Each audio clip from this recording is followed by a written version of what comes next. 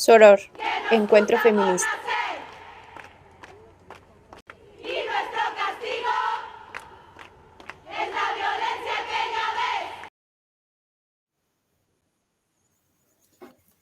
Hola, bienvenidas y bienvenidos a tu programa Soror Encuentro Feminista, que se transmite los jueves a las 7 de la noche por www.radiouta.com y en su repetición los domingos a las 11 de la mañana por esta misma estación, tu estación preferida, www.radiouta.com.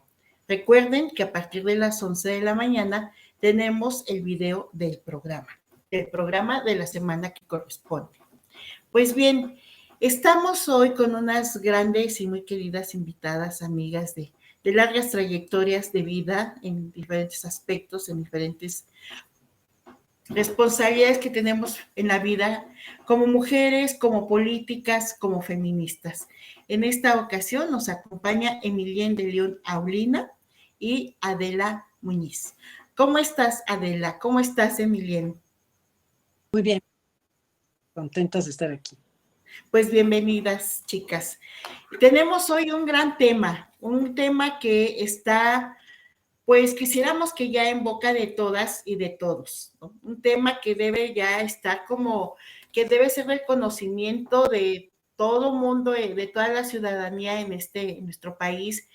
El tema de una primera parte ha sido la presentación del libro de Marcelo Ebrard, este libro donde redacta cuáles son su postura como político frente a una próxima elección, cuáles han sido su trayectoria como político a lo largo de más de 40 años. Y de esto estaremos platicando con Emilienne de León. Con Adela estaremos platicando también sobre la agenda hacia las mujeres, los compromisos que propone Marcelo Ebrard, compromisos ya reconocidos, compromisos ya trabajados, compromisos ya realizados y cómo propone continuar con esta agenda, cómo propone enriquecer la agenda, cómo propone atender esta agenda, la agenda de las mujeres y las niñas y las jóvenes en este país. Pues bien, sean bienvenidas, chicas. Les voy a comentar de manera breve a nuestro público quiénes son ustedes, cuáles son sus trayectorias. Emilienne de León Aulina es licenciada en Relaciones Internacionales, egresada de la UNAM. Ella es feminista. Ha sido consultora en desarrollo institucional y planeación estratégica para organizaciones de la sociedad civil desde 1992 a la fecha. Una larga trayectoria, Emilienne, en este compromiso. Es integrante de la Red Mexicana de Investigadores sobre Sociedad Civil desde 1996 a la fecha. Compromisos fuertes, Emilienne, que sostienes a la fecha y por largo tiempo ya. Fue integrante del Consejo Directivo del Movimiento Ciudadano por la Democracia. Fue directora ejecutiva de Semillas, que es una sociedad mexicana pro derechos de la mujer, asociación civil, desde el 2009 al 2000, desde el 2000 al 2009. También actuó como directora ejecutiva del Instituto de Liderazgo Simón de Beauvoir, asociación civil, de febrero del 2010 a diciembre del 2012. Y tu trayectoria podemos seguir y seguir comentándola, compartiéndola. Es larga la trayectoria de compromisos que tienes en pro de los derechos de las mujeres desde un posicionamiento feminista, desde un posicionamiento político. Ahora bien, no omito nada. Si tú quieres comentar, Emilienne, bueno, solo quisiera agregar que también eres docente, estás certificada como coach estratégica, eres tesorera del Consejo de Fundar, un centro de análisis e investigación AC desde el 2016, eres integrante del Consejo Directivo del Poder del Consumidor y ganaste el premio anual que otorga Women News como una de las 21 líderes del siglo XXI del año 2005. En marzo del 2007 recibiste el premio a lo más destacado de la mujer que otorga la Universidad Autónoma de Nuevo León y en el 2012 recibiste la medalla Omezíhuatl por tu liderazgo en el apoyo a las mujeres otorgada por el Instituto de las Mujeres del Distrito Federal. Medalla que yo recibí en su primera emisión por ahí del 2003 también, en este reconocimiento, ¿no?, que nos han hecho. Y si me salto algo, Emilien, que tú quieras comentar, adelante, en lo que voy haciéndome de la semblanza de Adela. No, nada, adelante. Adela es feminista, sindicalista y autodidacta. Eso que ni que, Adela, de veras que esto se te reconoce, lo reconocemos. Nadie compite contigo de veras, ¿no? Eres intensa, eres muy cumplida. Ella es licenciada en Comunicación Digital con posgrados en Acciones para la Igualdad, Violencia contra las Mujeres y Derechos Humanos. Ha trabajado en el sector público y privado y de las organizaciones de la sociedad civil, desde las cuales ha coordinado e impulsado acciones enfocadas a la promoción, acceso y goce de los derechos humanos de las mujeres. Ha sido pionera en propuestas y conducción de programas de radio web para visibilizar el recorrido histórico de las mujeres y de los grupos históricamente discriminados para la conquista de sus derechos. Durante su trayectoria ha coordinado espacios de formación a nivel nacional y local para coadyuvar a construir su ciudadanía más activa e informada que se apropie de las herramientas tecnológicas para el activismo, la denuncia y la propuesta.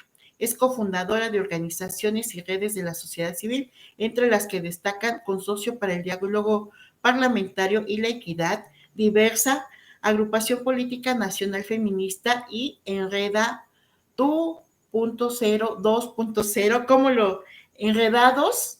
Enredados. Punto cero, sí. Exacto, entre otras. Forma parte de la Red de Mujeres para el Intercambio sobre Género y Gobernanza en Internet en América Latina y la Red de Mujeres Tuiteras de Morelos.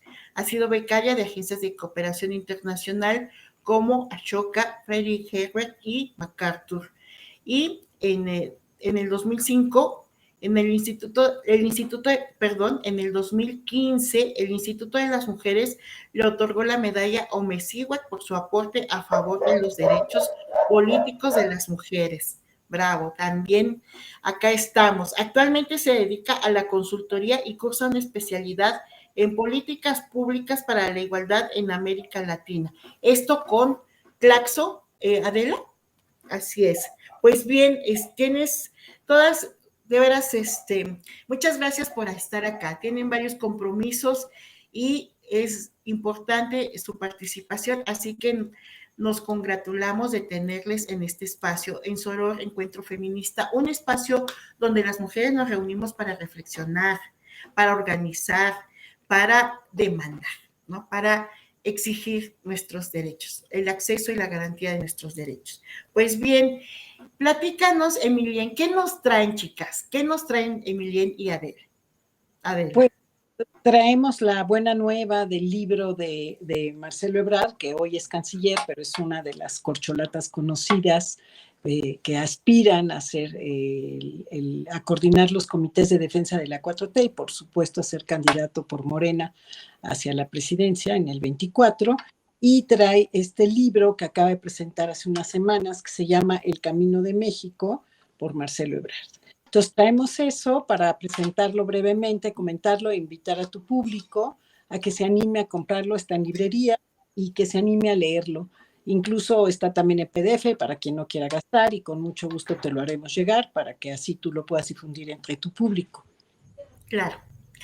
Bien, este libro de Editorial Aguilar recién presentado ha causado una gran expectativa, ¿no? Muy favorable, como de mucho entusiasmo. ¿Ello se debe a qué, Emilien? ¿Qué nos cuentas del libro? Compártenos. Mira, el libro está dividido en 3 partes, ¿no? Su ayer, es decir, su historia como persona y también como político, su ahora, qué es lo que ha hecho en esta administración y las cosas que ha innovado y en las que ha, por supuesto, seguido las directrices del presidente, y el mañana, el futuro, cómo ve él a México, cuáles son las oportunidades que ve, para dónde, ¿no? Lo quiere construir. Yo creo que una de las cosas más relevantes del libro y que yo estaba analizando es que muchos políticos han escrito libros, incluso libros sobre lo que piensan de México, cómo lo ven, un poco su propuesta, presidentes, expresidentes, candidatos, en fin, ¿no? Pero yo no he visto ninguno que se haya abierto como persona de la manera en la que Marcelo se abre. Y eso me parece muy valioso, porque conocer cuál fue su infancia, esa abuela feminista y vasconcelista, que es la que lo inicia a entender que tiene que estudiar lo que él quiere y se tiene que abocar a lo que él quiere, hace de él un hombre feminista desde el mero inicio, es decir, él comprende cómo las mujeres podemos imprimir fuerza y podemos participar en el mundo de una manera muy proactiva y de manera igualitaria que los hombres. Entonces creo que es una de las cosas muy valiosas, cómo se abre desde esa pequeña infancia, desde su infancia, desde su adolescencia y después desde su juventud, cómo se atreve a hacer el examen para el Colegio de México para estudiar relaciones internacionales y cómo en esos sueños que desde niño tenía de llegar a ser secretario de Relaciones Exteriores, bueno, pues se le cumple, ¿no? Y se le cumple porque hay una tenacidad en él que muestra en el libro, ¿no? Muestra también toda esta trayectoria y cómo se va acercando a la política, cómo un libro de Vasconcelos le hace entender por qué la política es importante y por qué hay que marcar un rumbo, y un rumbo desde los derechos humanos, un rumbo desde una izquierda progresista, que es con la cual él se identifica. Es un libro que, como él dice, genera es un acto de transparencia.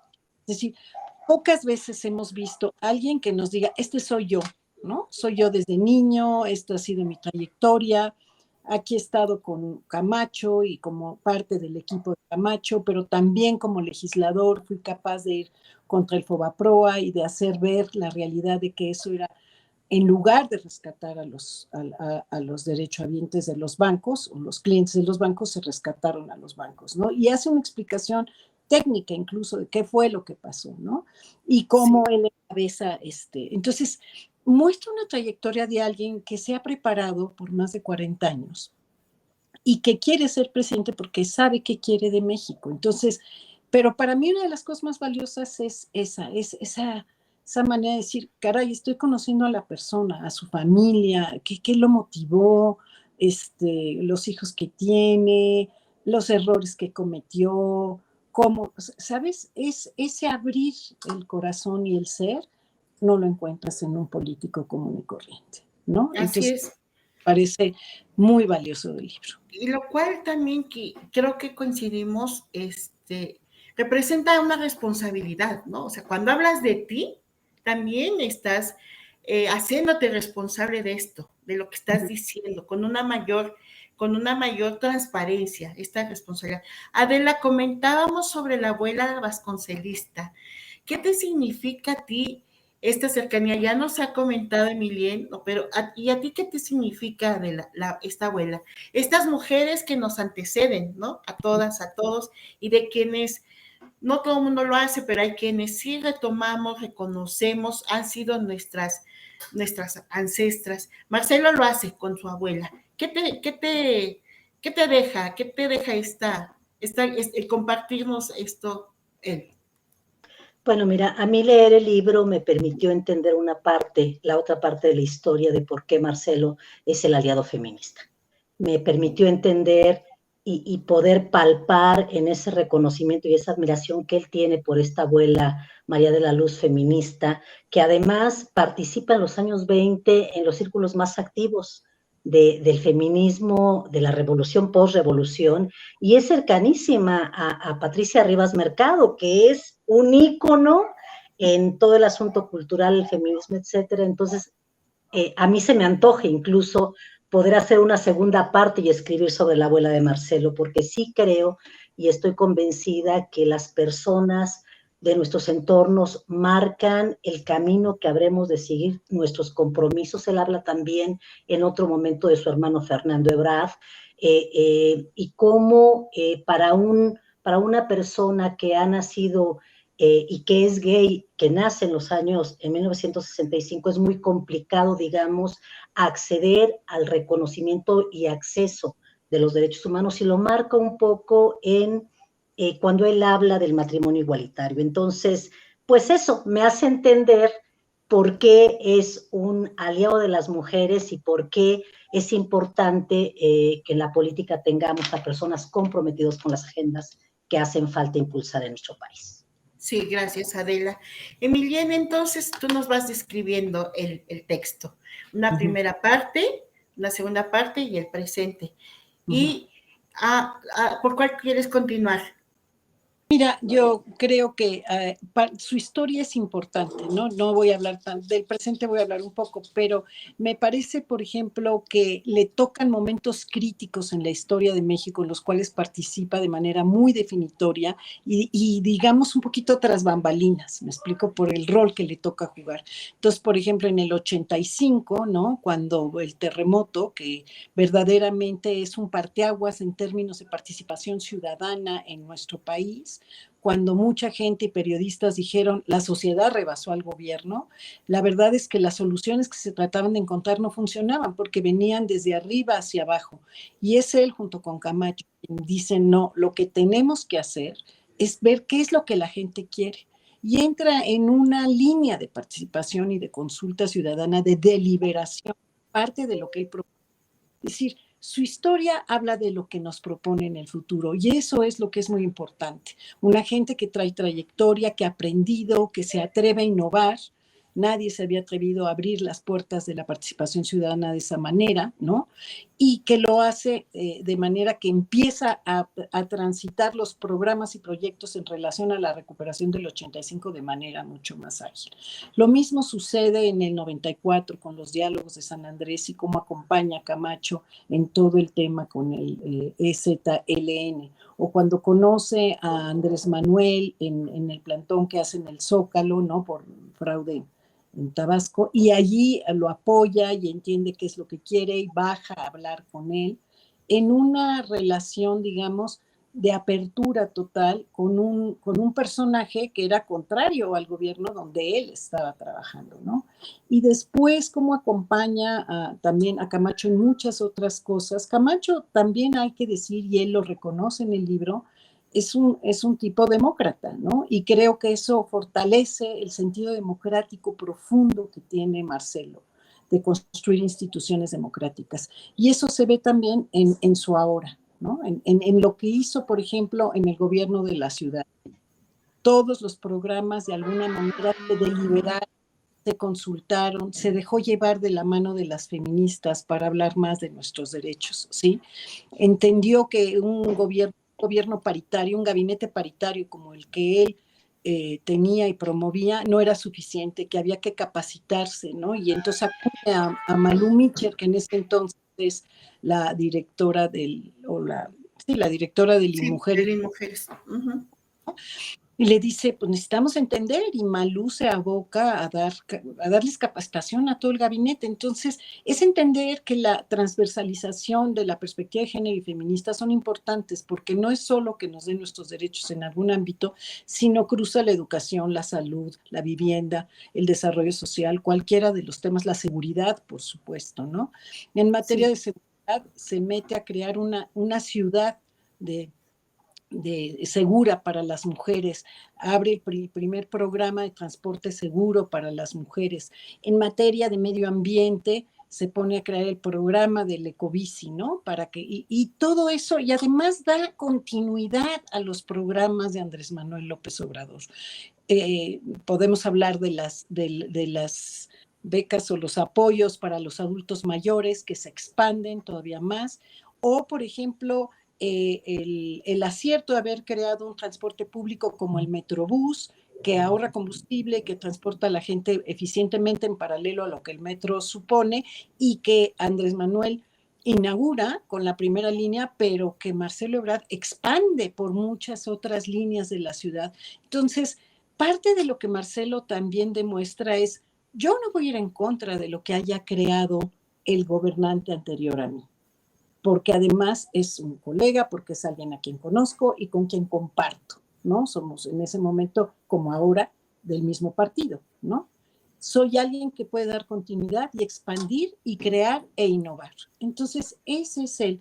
Y agarra la agenda de las mujeres y se va a fondo, ¿sí? A fondo con la agenda de las mujeres. Adela acaba de de mencionar lo del matrimonio igualitario, pero también promueve la ley de una vida libre sin violencia para las mujeres en México, hace que se tipifique el delito de feminicidio como un delito grave y muchas otras cosas más. Entonces, por eso el libro es tan valioso, porque si tú entiendes y comprendes quién es él desde niño y joven y su trayectoria política, entiendes que puedes confiar, que es una persona con trayectoria y experiencia y confiable. Marcelo no nos va a engañar, Marcelo nos dice quién es, Marcelo ha hecho mucho por nosotras y seguirá haciéndolo porque está en él. Desde esa abuela vasconcelista hasta ahora, él es un aliado feminista. Y entonces eso es muy atractivo dentro del libro para nosotras las mujeres. Fíjate que sí, yo leo en el libro, hay una frase que me ha llamado, ¿no? que he subrayado y dice, a quien le ha costado, defiende lo que cree. ¿No? Y esto señala, me parece que con esa frase habla de toda su trayectoria, ¿no? Él ha defendido lo que cree. También otra cuestión que quisiera comentar contigo y luego posterior con Adela es, me parece, es muy difícil concebir, entender, pero sobre todo asumir, comprometerse políticamente con el constructo de igualdad. Es dificilísimo en todos los ámbitos. Yo lo miro en la academia, en la política pública. Hay personas que hablan de igualdad como muy light, como muy ligerito, pero es muy difícil comprender el constructo y llevarlo a cabo, ¿no? Desarrollarlo. Él lo hace justamente con estas acciones que tú vienes señalando. Se ha comprometido justo con la igualdad y a construir igualdad. Y no solo eso, él reconoce en el libro que uno de los graves problemas de nuestro país es la desigualdad y construye su agenda futura en función de ese concepto de desigualdad. Entonces, sí puede haber un concepto de pobreza, pero se debe a una gran desigualdad. Puede haber también un concepto de comunicación que seguramente continuará, pero nos vamos a la desigualdad y allí encontramos también mucho de esa corrupción que tanto ha corroído a nuestro sistema y a nuestro país. Esa desigualdad es donde ha centrado mucho, y no es solamente entre las mujeres, me explico, y los hombres, es entre las personas del mismo sexo y sus capacidades de poder decidir qué quieren hacer con su vida amorosa, etcétera, pero es también entre personas de distintos estratos sociales. México es un país de grandes desigualdades y muy estratificado socialmente. Entonces, no basta atender la pobreza, atender las causas de la desigualdad y construir un mundo mucho más amplio, ¿no? Habla también de expandir la clase media. Y la verdad es que creo que es uno de los aciertos que él propone, porque sí se trata de atender a los pobres. Primero los pobres, sin duda, pero primero los pobres implica cómo construimos el siguiente nivel. No queremos que se queden pobres sostenibles porque estamos dando apoyos, ¿me explico? Queremos pobres que en todo caso que puedan salir de ese círculo de la pobreza, emprender sus propias vidas y sus propios, pues no sé si son negocios o por lo menos que tengan un salario digno, y este gobierno ha hecho mucho y él seguramente va a continuar. O sea, el aumento del salario mínimo ha sido muy significativo en este gobierno y estoy segura que Marcelo hará que sea todavía mucho más digno en el futuro. Entonces, él construye conceptos y construye una propuesta en base a un concepto central y también a otro que me parece muy importante y que significa la democracia deliberativa. Es decir, no basta con una democracia de consulta, ¿no? O de urna, ¿no? Es decir, yo voy a la urna, pongo mi voto y entonces ya elegí al gobernante. Ya sabemos que eso pues no nos funciona. Y se ha avanzado en términos de consultar, pero la consulta sigue siendo un sí o un no.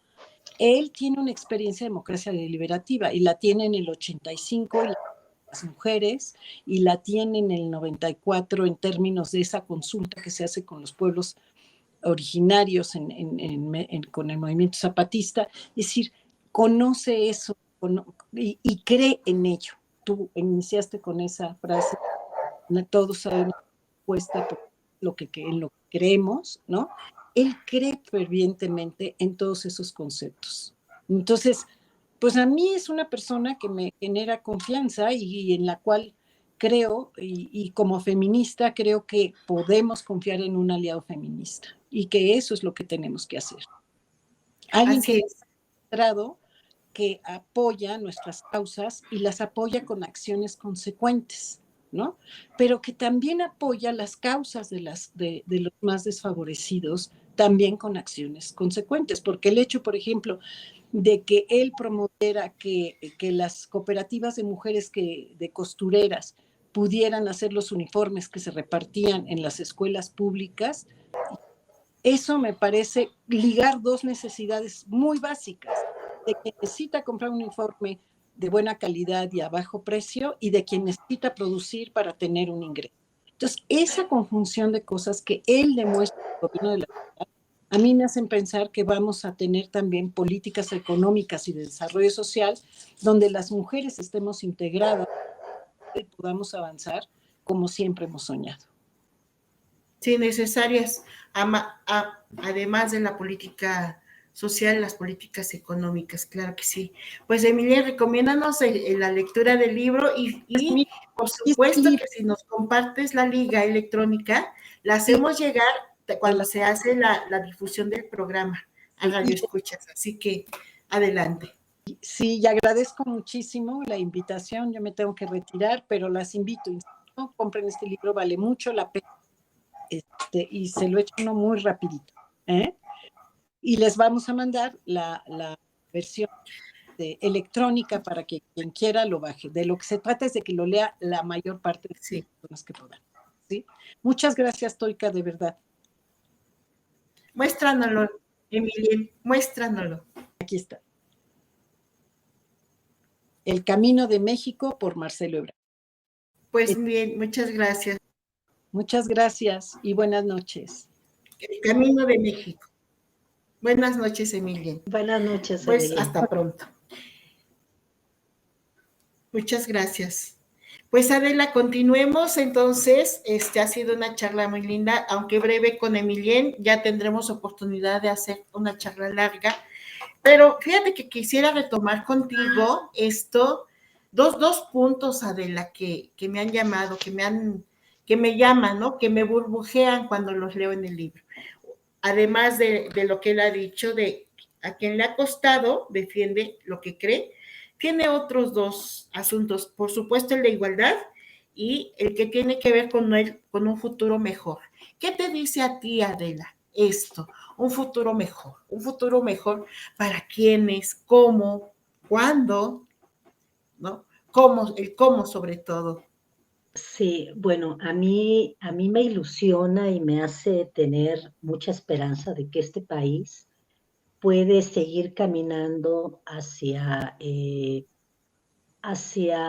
donde todas las personas podamos tener mejor calidad de vida en todos los sentidos. Cuando Marcelo habla de la igualdad desde el reconocimiento de este país diverso, de este país de mujeres, de hombres, donde la media es de jóvenes de 31 años, más o menos. Él, cuando apuesta a la clase media, también hace una apuesta por los y las jóvenes, diciendo tenemos que ocupar este capital que tenemos en este momento y México para poder llegar a la grandeza de México, dice en el libro, ¿no?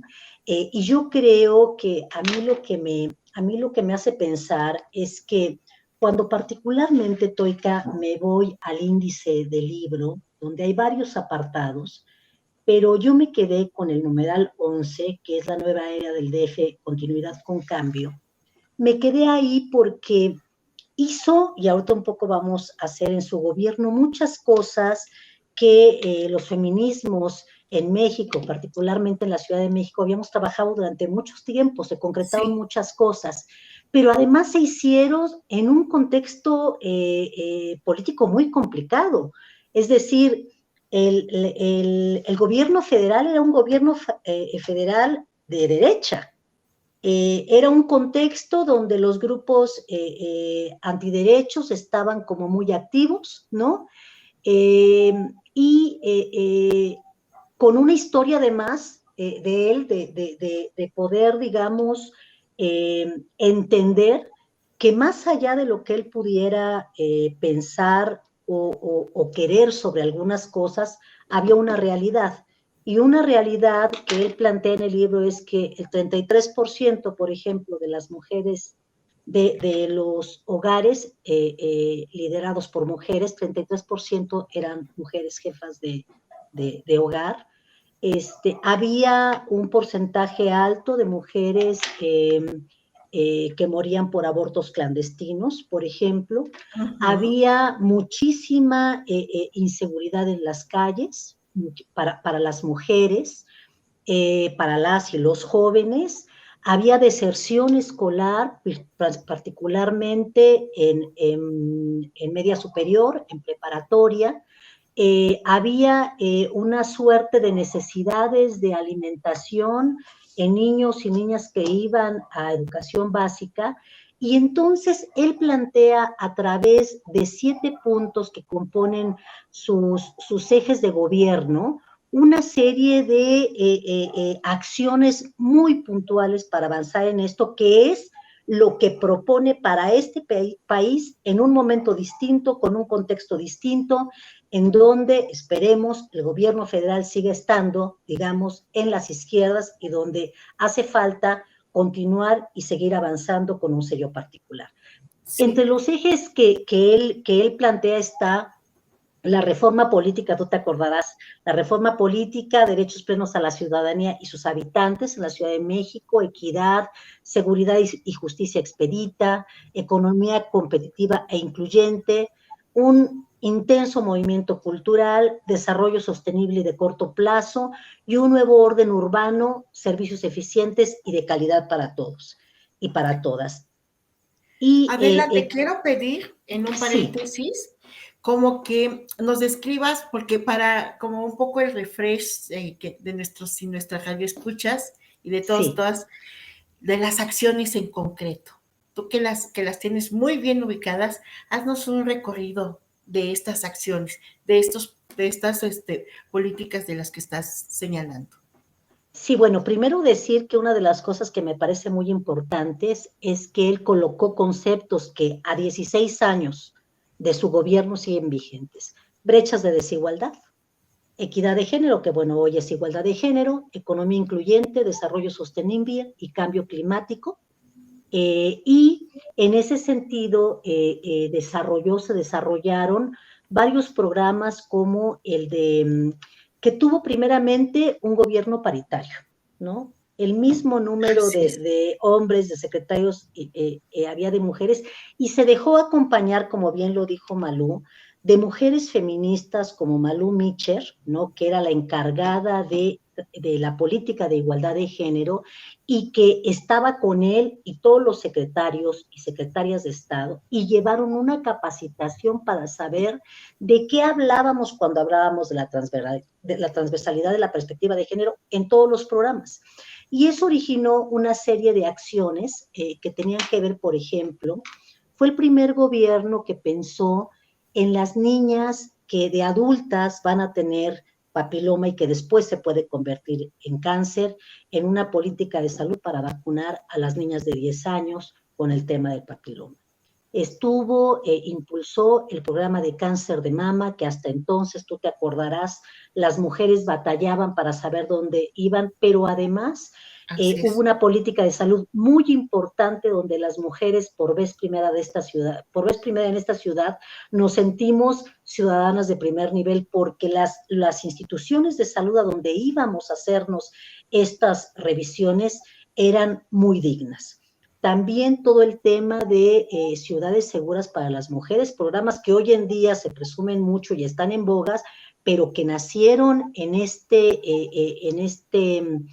periodo de gobierno de Marcelo Ebrard, donde se iluminaron las calles, se les dio a cada una de las delegaciones y se identificaron los espacios, Toika, los espacios de riesgo para las mujeres, como los parques, como paradas de autobuses, como calles obscuras, etcétera, espacios de riesgo para que se iluminaran y pudiéramos dar certeza y seguridad a las mujeres cuando iban por las calles.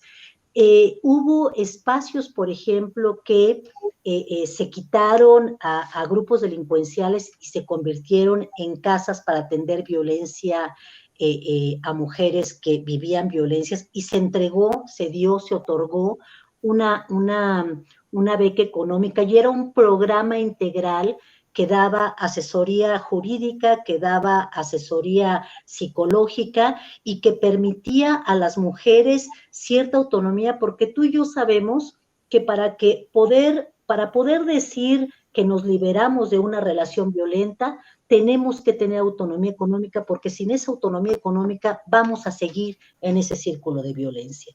Entonces, en todo este contexto, digamos, complicado, además, todo el tema que nadie quería entrarle, y aún ahora hay gobiernos que no quieren entrarle, tenemos todo el tema de la interrupción legal del embarazo, que colocó a la Ciudad de México aquí, así como la ley del matrimonio igualitario, en vanguardia, ¿no? Porque por vez primera se concretaban cosas de las que se hablaba mucho, pero había mucho miedo a los grupos antiderechos, a la iglesia, etcétera. Inclusive la arquidiócesis de la Ciudad de México amenazó con excomulgarlo, y pese a eso todavía, un poco para desmitificar que esta sociedad era una sociedad moralina, llamó a este fotógrafo famosísimo e hicieron en el Zócalo de la Ciudad de México, enfrente de la catedral de este país, esta gran foto con mujeres y hombres desnudas, para poder colocar que la sociedad había cambiado y que estábamos construyendo una sociedad de derechos y de libertades, en donde se reconocía que cada persona podía decidir sobre su vida, sobre su sexualidad, incluso sobre la dignidad de cómo morir, para elegir o no una posibilidad de medicina cuando tu salud ya estaba muy, muy precaria, ¿no? Entonces, te podría seguir citando cosas, por ejemplo, como que hubo capacitación no solamente en género, perspectiva de género, a los integrantes y a las integrantes de gabinete, sino que además hubo un curso para que aprendieran náhuatl, a partir de reconocer que había una población muy importante en la Ciudad de México, en donde era importante poder comunicarse y poder integrar a la diversidad de esta ciudad, a todas las personas que formamos parte de ellas. Entonces, son pocas algunas de las cosas que durante su gobierno Marcelo Ebrard impulsó. Algo muy importante que hizo fue dejarse acompañar no solamente por Malú, por Marta Delgado, por Leticia Bonifaz, sino por las organizaciones de la sociedad civil que históricamente habíamos estado trabajando por la agenda feminista, y también pudimos acompañarlo en este proceso tan importante que lo llevó a que en 2010 lo declararan el mejor alcalde del mundo. Así es. Y le ganó a 83 personas, a 83 alcaldes que estaban en esta misma terna. Entonces, yo creo que leer la autobiografía de Marcelo Ebrard nos va a dar mucha información para conocer cuáles son sus convicciones, cómo piensa como ser humano, como político, cómo se conduce como papá, como hermano, como nieto, como hijo, y poder mirar un poco su pensamiento a futuro, cuando él dice que tiene 40 años preparándose para gobernar este país. Sí, Adela, pues muchas gracias. Fíjate que has hecho un excelente recorrido. Digo, hay más acciones por señalar, pero estas acciones, estrategias, programas, políticas públicas que nos has señalado, nos hacen voltear la mirada a un pasado inmediato, muy cercano, porque estos derechos que fue implementando, no fue cocinando, fue diseñando y fue fortaleciendo con presupuestos, siguen muchos de ellos vigentes. Este es un ejercicio que se realiza en la Ciudad de México en el periodo de su gestión, estaríamos hablando del 2006-2012, y donde también podemos reconocer la habilidad, ¿no? Estas habilidades, estas características que tiene su liderazgo. un liderazgo de trabajo en equipo, un liderazgo de coordinación, un liderazgo de una visión amplia y de un gran compromiso como político, como ciudadano, como padre, hermano, etcétera. Y fíjate que es importante reconocerlo, mirarle. Pocos políticos hacen esto, ¿no? Esto, se abren, se exponen las personas, no el personaje, la persona. Es importante que lo conozca México, todo México, todas y todos los hombres, las mujeres en México, y que sepan que la realidad es que gozamos de estos derechos que ha instrumentado, que ha fortalecido, que ha consolidado con presupuestos y que por eso es esta postura tan optimista como ciudadana, Adela, como feminista, como autodidacta. Ahora te quiero yo pedir que nos comentes aquí en este espacio, en Soror Encuentro Feminista, ¿qué hacer como ciudadanas, como ciudadanos? ¿Qué nos recomiendas, Adela, para garantizar el fortalecimiento de esta trayectoria de Marcelo Ebrard y de esta representación, ¿no? que nos represente?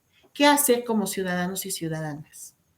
Mira, yo creo que la toma de decisiones es importante si está informada. Vivimos en una democracia en donde todos y todas podemos decidir libremente, pero lo deseable sería que pudiéramos decidir informados y no con base en lo que nos dicen. Por ejemplo, yo hace un momento te di un poco esta historia que tú y yo conocemos como feministas, que sucedió en la Ciudad de México, la ciudad de los derechos y libertades, pero hay otra parte que es importante reconocer y es esta capacidad de movilización, esta capacidad de generar estrategias, esta capacidad de moverse en momentos difíciles, no solamente como fue su participación en la reconstrucción de la ciudad en 1985, sino mientras nosotras y nosotros estábamos encerrados en nuestras casas en la pasada pandemia, él y su equipo estaban en todo el mundo recorriendo todos los lugares posibles para traer a México las vacunas para atender la pandemia del COVID. No entramos en una crisis mayor gracias a la tenacidad de el canciller al frente de la Secretaría de Relaciones Exteriores, con todo su equipo, con Marta Delgado, con todo su equipo, que nos trajeron todo tipo de vacunas y que nos permitió salvar la vida de muchas personas. Otra cosa que tendríamos que decir es mirar en los políticos, en las personas que aspiran a gobernar nuestros países, que aspiran a gobernar nuestras ciudades, su capacidad para, sin empeñar sus principios, poder generar alianzas estratégicas como lo ha hecho Marcelo Ebrard en la política exterior, por ejemplo, con Estados Unidos, con Canadá, con China. Y me parece justamente que esta ciudadanía informada, esta ciudadanía que habrá de decidir hacia dónde caminaremos en el 2024, tiene que pensar que la continuidad con cambio es importante y esa continuidad con cambio, un personaje como Marcelo Ebrard puede garantizarla porque conoce cómo está conformado este país, porque tienes experiencia como legislador, como tomador de decisiones desde la sociedad civil, también con un trabajo desde la sociedad civil en este trabajo que hizo con Camacho Solís cuando el levantamiento del ZLN, y que México necesita eso, un estratega que nos permita llegar a finalmente decir que esta es la grandeza de México que estábamos esperando. Así es, esto es lo que significa esta frase, un futuro mejor. Así es, muy bien. Adela, y a ti, como feminista, yo sé que todo tu discurso, por supuesto que es el de una feminista, todo lo que nos has compartido. Como feminista, digamos, en esta intimidad de ser una mujer feminista, ¿qué te deja esta lectura del libro? Pero además, ¿en qué te hace pensar cuando hablamos de un futuro mejor? ¿En qué necesitamos las mujeres? ¿Cuál es nuestra agenda? ¿Qué nos urge? Mira, yo creo que lo que a mí me hace pensar la lectura de este documento, y confirmo ahora, de este libro, y ahora confirmo, es que sin la voluntad política de quienes gobiernan, no podemos avanzar. Y Marcelo Ebrard ha demostrado congruencia y voluntad político para avanzar en las agendas por la igualdad, trabajando desde diferentes ejes para ir minimizando las brechas de desigualdad en donde nos encontramos hoy. Creo, como feminista, que el compromiso y las acciones concretas que él ha hecho me hacen pensar que podríamos caminar a nivel nacional hacia lo que implementó hace 16 años, y que es necesario que con hechos quienes aspiran a gobernar nuestros países, nuestras ciudades, nos dejen claro cuáles son sus posiciones, porque es muy fácil de repente colocar agendas, pero tú y yo sabemos que a la hora de la verdad, cuando llegan los costos, pues la gente no quiere hablar de manera frontal con la agenda de la igualdad, que implica muchas veces temas que pueden no ser muy aceptables, con temas que no pueden ser muy rentables, pero que son necesarios para poder avanzar en todo esto, porque hoy, por ejemplo, tenemos un problema muy grave que tiene que ver con la violencia hacia las niñas. Hacia las niñas tenemos a niñas de 11 años siendo madres. Tenemos a mujeres asesinadas en sus hogares por personas cercanas a ellas. Y entonces tenemos que pensar, el COVID nos dejó muchas lecciones, pero tenemos que pensar en acciones concretas que, así como en el pasado, nos digan cómo le hacemos para entender esta problemática, cómo atendemos esta problemática, cómo prevenimos, cómo atendemos y cómo damos el siguiente paso, porque como por ahí bien dicen algunas personas, hechos son amores y no buenas razones, ¿no? Así es. Y fíjate que entre estos hechos y también quiero, de manera breve, porque esto no es una mesa de análisis, pero de manera breve, que nos des tu mirada sobre cómo son sus relaciones con otros políticos y otras políticas. Ya has mencionado a Marta Delgado, a Leticia Bonifaz. ¿Cómo le miras? Es porque esto es de reconocer, ¿no? También esa habilidad de la interlocución con otros políticos y políticas, aún de frentes opositores. Platícanos un poco de ello, Adela. Sí, fíjate que leyendo el libro me enteré de algunas cosas que me gustaron mucho. Por ejemplo, que conoce a Andrés Manuel en 1993 y a partir de ahí ha hecho una complicidad y una amistad con él. Lo reconoce como su jefe, pero también lo reconoce como un compañero de lucha, que el destino de los trabajadores de Pemex los encontró en la plancha del Zócalo en 1993.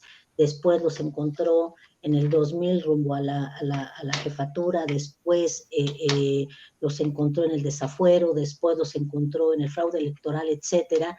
Y siempre lo que dice es que Andrés Manuel es su compañero, que lo respeta, lo reconoce, y que desde que lo conoce es un político muy congruente, es un interlocutor y es una persona que puede trabajar reconociéndolo como su jefe, lo mismo que con Camacho Solís, que lo reconoce como su mentor, lo reconoce como la primera persona que saliendo de la escuela le dio la primera oportunidad, y a sus 22 años le dio uno de los cargos más importantes que tuvo, uno de los políticos más jóvenes.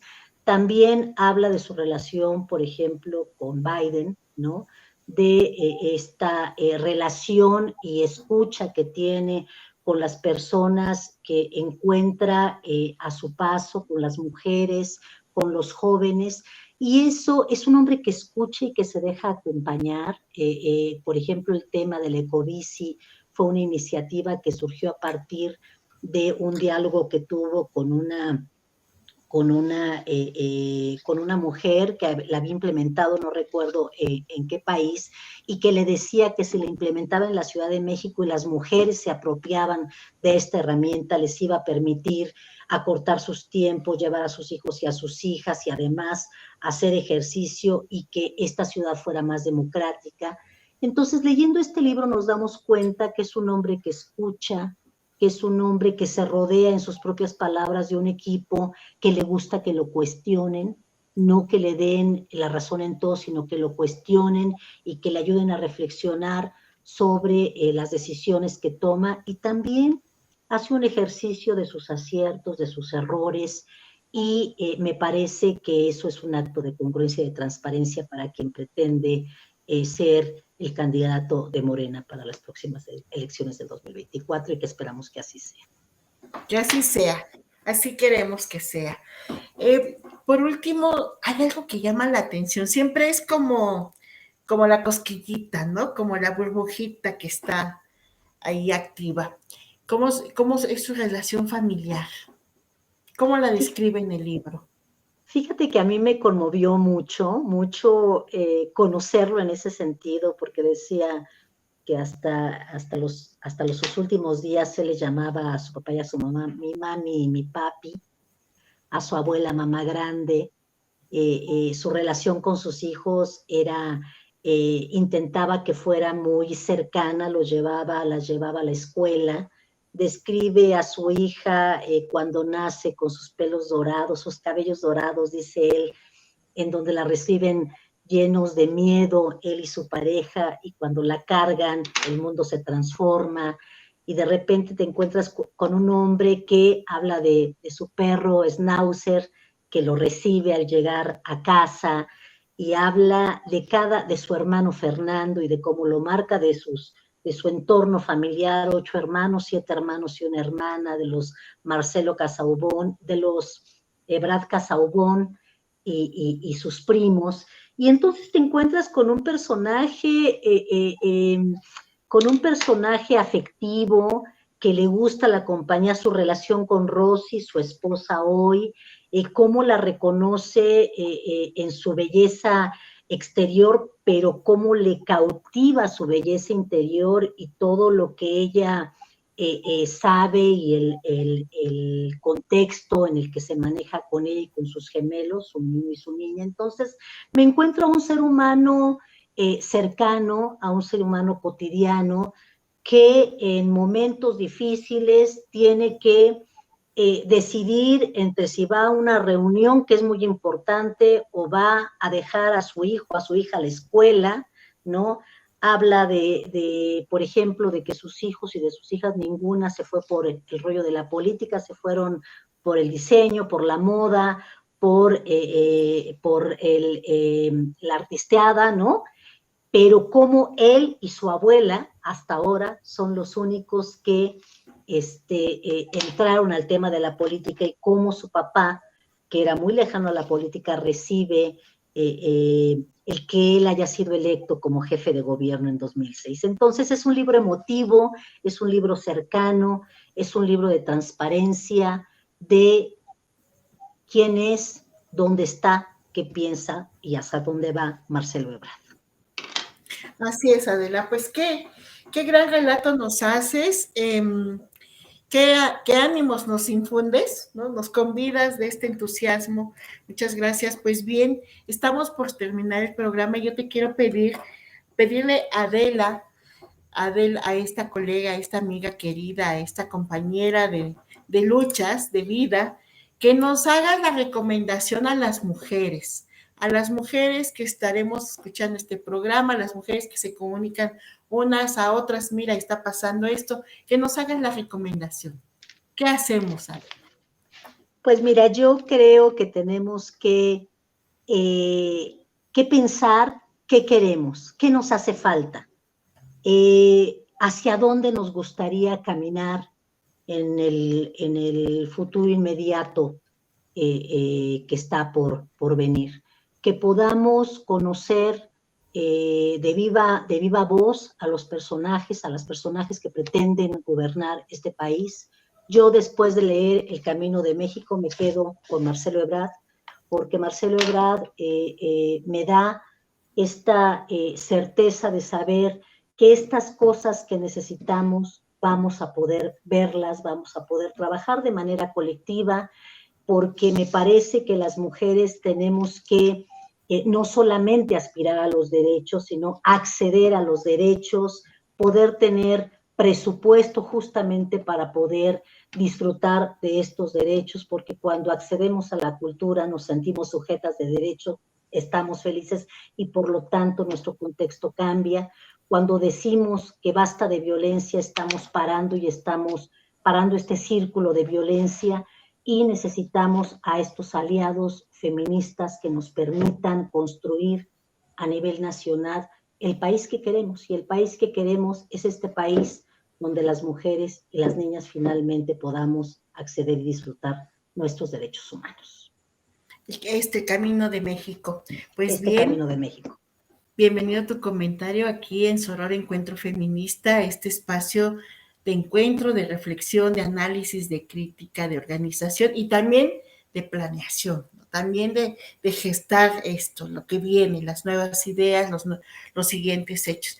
Muchas gracias, Adela, por compartirnos de esta lectura, por compartirnos de esta análisis, de esta postura de una feminista autodidacta y autogestiva. Y sí, garanticemos nuestra felicidad. Bien lo has dicho, bien lo has señalado, ¿no? Las mujeres, los hombres, las niñas, los niños, los adultos, las adultas, es importante, es necesario garantizar la felicidad. Dinos un poco más al respecto, Adela, ¿cómo lograrlo? ¿Cómo lograr esta felicidad? Mira cómo somos felices cuando tenemos para comer, cuando tenemos para disfrutar el cine, una obra de teatro, cuando no nos preocupamos si nuestros hijos y nuestras hijas tienen educación, cuando podemos acceder a un servicio médico, cuando podemos decidir con quién salir, cómo vestirnos. Ahí, cuando podemos hacer eso, somos felices. Por lo tanto, los gobiernos tienen que garantizar este derecho que tenemos, porque es a través de las políticas y programas que podemos ser felices. Entonces, en la medida en que las mujeres podamos garantizar nuestra manutención, la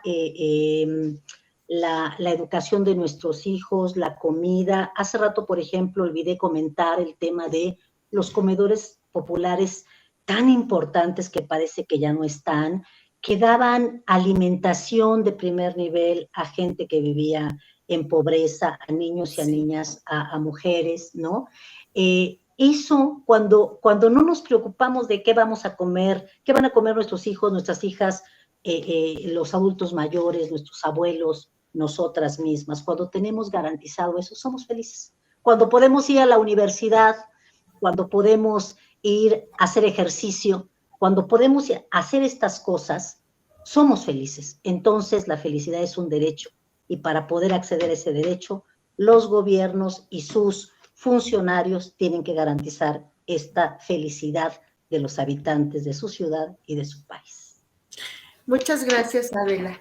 Pues un gusto tenerte en este espacio, esperamos tenerte pronto por acá, que nos sigas compartiendo, ¿no? de esta propuesta y de las propuestas políticas que tiene Marcelo Ebrard Casaubon. Es importante conocer, ¿no? Además la agenda que va diseñando para este país, para esta ciudadanía, para este país en su conjunto. Pues te invitamos a un próximo programa, ya nos dirás cuándo puedes, y por supuesto, y a cualquiera de las compañeras integrantes, a todas, a cada una y a todas las integrantes de este colectivo que ustedes tienen muy bien plantado, pero además con un trabajo intenso para difundir esta trayectoria de Marcelo, para sostener y mostrar ante nuestro México, ante la ciudadanía de México, quién es este hombre que estará pues ya en la contienda, que ya está en la contienda. Así que pues bienvenida, Adela. Nos despedimos de este su programa, Soror Encuentro Feminista. Recuerden que se transmite los jueves a las 7 de la noche, los domingos en su repetición a las 11 de la mañana, y a partir de las 11 de la mañana también nos encuentran en el canal de Soror Encuentro Feminista en YouTube. En la voz se despide Toika, en la producción técnica Carla Arredondo, y tenemos también el apoyo de nuestro productor Paris Paredes. Pues bien, Adela, un gusto. Esperemos tenerte aquí muy pronto. Muchas gracias. Hasta pronto.